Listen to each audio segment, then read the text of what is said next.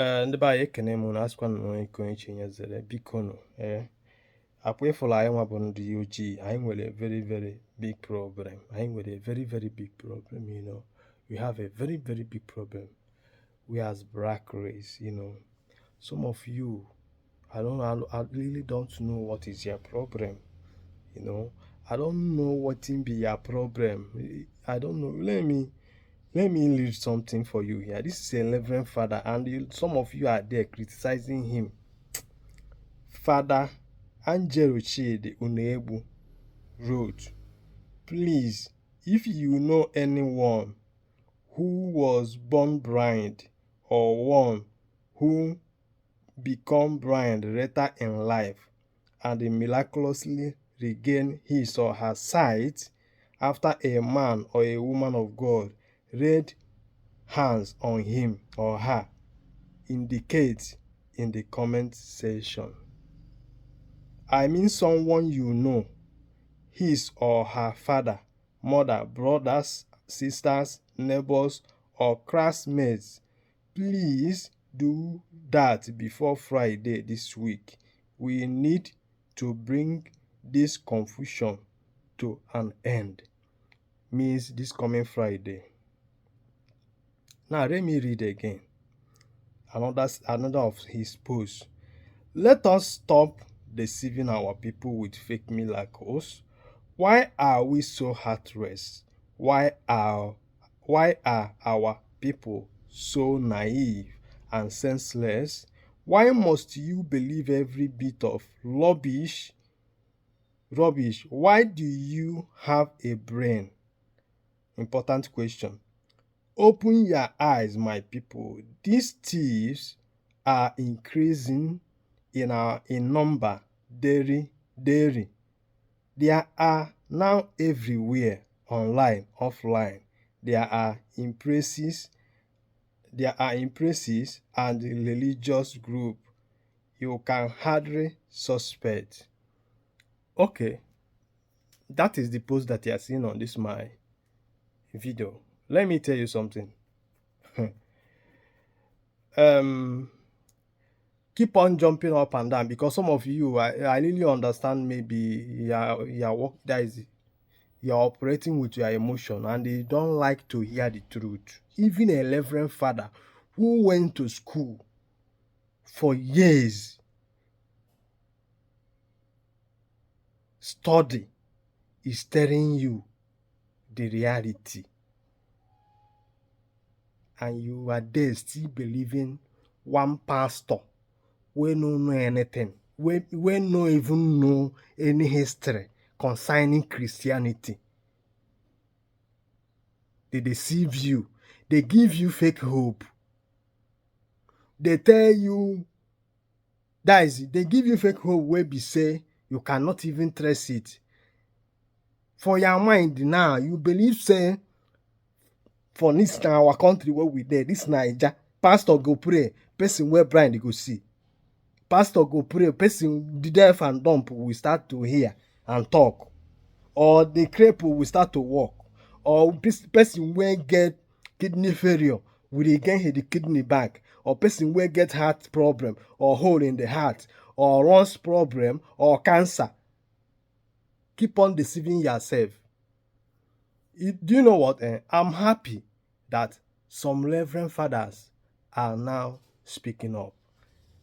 Like, if you watch the video that I posted before where Mbaka is talking about the condition of our country, Nigeria, you know, there is a lot of fake ndamoma.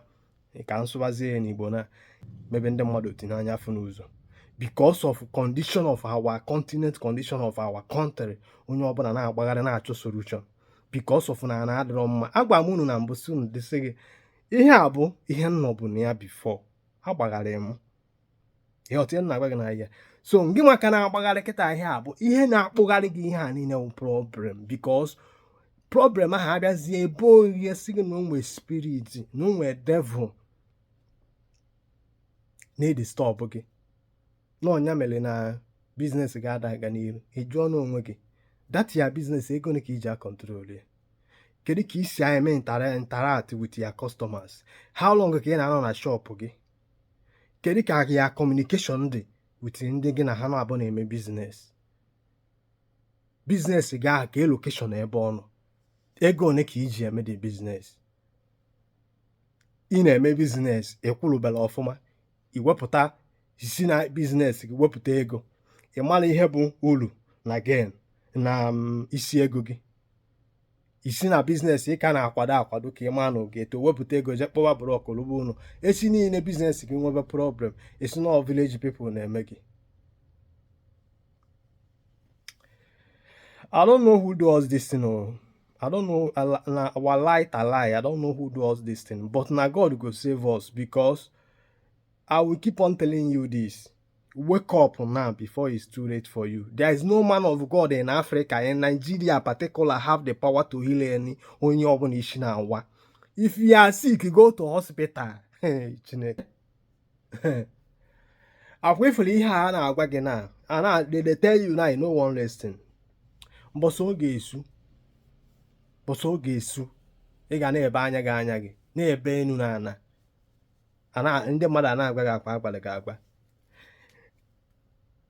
Brother pastor ndị gakọtara asị na Chineke akpọ ọfa ka iji compare the 11 father ga school for years wee pụta wee chie fada nwee training pụta na-agwa gị sị gị dat na n'ihe a bụ fake miracle.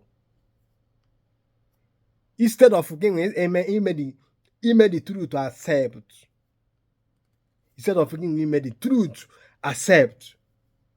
You know me abuse. Na catigate here. Na see hey why 11 father get you a because no so get that in an alpha Jesus na mmadụ ga-aga agije na River Niger. Listen. Onwele any pastor, brother, minister nọ na Nigeria ma ọ na Africa nwere ike ikpe ekpere ka onye ogbukwu okwu, nwere ike ikpe ekpere ka onye anya akpọrọ akpọ fụbụ ụzọ etu akịta anya m dị, nwere ike ikpe ekpere ka onye ngwụrọ gaba ije. Ife anyị nọ ya na the word of reality, word of do process.